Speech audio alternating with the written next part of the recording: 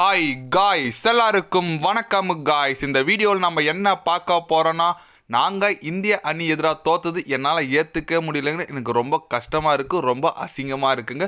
தொடர்ந்து இந்தியா கிட்ட தோக்கிறது என்னால் ஏற்றுக்க முடியல. கண்டிப்பாக இந்திய அணி ஒரு உலகில் மிக மிக ஆபத்தான அணிங்க. இந்திய அணியை பார்த்து கண்டிப்பாக மற்ற அணிகளாக பயப்படுறாங்க அப்படின்னு சொல்லிட்டு தோல்விக்கு அப்புறம் பார்த்தீங்கன்னா பத்திரிகையாளர் சந்திப்பில் பேசியிருக்காருங்க. பாகிஸ்தான் அணியோட நட்சத்திர வீரர்னு சொல்லலாம், முன்னாள் கேப்டன் சொல்லலாம் பாபர் அசம். தோல்வி குறித்து சில பல காரணங்களும் கூறியிருக்காரு. அவர் என்ன பேசினார், ஏது பேசினார் சொல்லிட்டு வீடியோ டீட்டெயிலாக பார்க்கலாம். அதுக்கு முன்னே நீங்கள் நம்ம சேனலுக்கு புதுசாக வந்திருந்தீங்கன்னா ஒரு சப்ஸ்கிரைப் மட்டும் பண்ணிவிட்டு வாங்க, வீடியோக்குள்ளே போகலாம். ஆமாங்க, பாகிஸ்தான் அணி தோற்றது மூலிமா நிறைய ஒரு பாகிஸ்தான் மேலே விமர்சனம் வந்துட்டு இருக்குன்னு சொல்லாங்க. முன்னாள் பாகிஸ்தான் வீரர்கள் கேப்டன்லாம் ரொம்ப விமர்சித்து பேசிகிட்டு இருக்காரு பாபர் அசம் குறித்து கூட. நம்ம பாபர் அசம் தோல்விக்கு என்ன காரணம் சொன்னார்னு கேட்டிங்கன்னா, உண்மையாக இந்திய அணி எதிராக நாங்கள் ரொம்ப தோத்துட்டே இருக்கோம். எல்லா மேட்சும் கடந்த விளையாடின போட்டி நிறைய போட்டி நாங்கள் ஏஷியா கப்லேயே இருக்கட்டும், வேர்ல்டு கப்லேயே இருக்கட்டும் நிறைய தொடர்ந்து தோக்குறோம். இது எங்களுக்கு ரொம்ப அசிங்கமாக இருக்குங்க. கண்டிப்பாக இந்திய அணி நல்ல டீம் தான், ஒத்துக்கிறேன், நல்ல ஒரு பவர்ஃபுல் டீம் தான். இருந்தாலும் நாங்கள் அதில் எதனா ஒரு போட்டியாக ஜெயிக்கணும், அது கூட நாங்கள் ஜெயிக்க மாட்டோம். எனக்கு ரொம்ப ரொம்ப கஷ்டமாக இருக்குங்க. என்னால் இது ஏற்றுக்கவே முடியல. எங்கள் அணி வீரர்கள் எல்லாம் நல்லா செயல்படுறாங்க, ஆனால் அது பிளான் கரெக்டாக பண்ணுறாங்க, எக்ஸிக்யூட் மட்டும் எங்களால் பண்ண முடியல. கிரவுண்டில் நாங்கள் என்ன பண்ணுறோன்னு நினைக்கிறோம் அது பண்ண முடிய மாட்டேங்குது. ரொம்ப ரொம்ப கஷ்டமாக இருக்குங்க.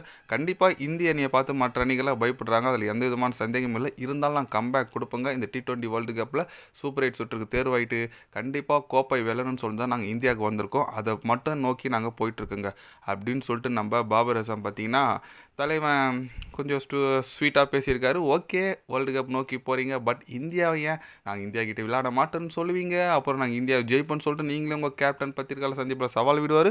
கடைசி தோத்துட்டு பேர் இப்படி பேசுறது என்ன பாபர்? ஓகே விடுங்க, தோத்துட்டீங்க, இதுக்கு மேலே ஒன்றும் பண்ண முடியாது, அவ்வளோதாங்க. ஏன்னா இப்போ India almost qualify to the super 8. இன்னொரு ட்விஸ்டான என்ன விஷயம் கேட்டிங்கன்னா, Australia out of the tournament முதல் முறையாக ICC world cup T20 super 8 சுற்று கூட தேர்வாகாமல் ஆஸ்திரேலியா வெளியே போகுமான்னு சொல்லிட்டு இன்றைக்கி முடிவாயிடுங்க.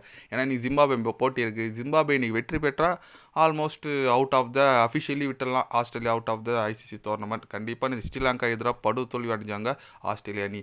என்னங்க ஆச்சு, ஜிம்பாபே கிட்ட தோக்குறாங்க, ஆஸ்திரேலியா பார்த்தீங்கன்னா இவங்க கிட்ட தோக்குறாங்க, ஸ்ரீலங்கா கிட்ட போலிங் அந்தளவுக்கு சொல்கிற மாதிரி இல்லைங்க. இந்த பேட் கமெண்ட்ஸ் ஆசல்யூட் இல்லைனா ஆஸ்திரேலியா டீமே இல்லை போலகுது. ஏன்னா அந்த மாதிரி தான் இருக்குது.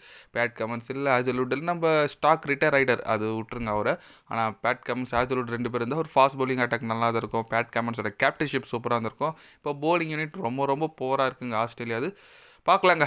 ஆஸ்திரேலியா வெளியே போயிடுச்சுன்னா நம்ம குரூப்பில் ஜிம்பாபே வரும், அதில் எந்த விதமான சந்தேகமும் இல்லை. பொறுத்து வந்து பார்க்கலாங்க. நீங்கள் சொல்லுங்கள், நம்ம இந்திய அணி இந்த மாதிரி விளையாட்டுருக்காங்க, சூப்பர் 8 சுற்றுக்கெல்லாம் தேர்வாயிட்டாங்க, அது குறித்து உங்களோட கருத்துக்கள் என்னன்னு சொல்லிட்டு மறக்காமல் காமலில் கொஞ்சம் சொல்லுங்கள். இது போன்ற ஸ்போர்ட்ஸ் யூஸை தெரிஞ்சுக்கணுன்னா சேனலை சப்ஸ்கிரைப் லைக் ஒன்று பண்ணிக்கிங்க. கண்டிப்பாக day by day channel update வரும்.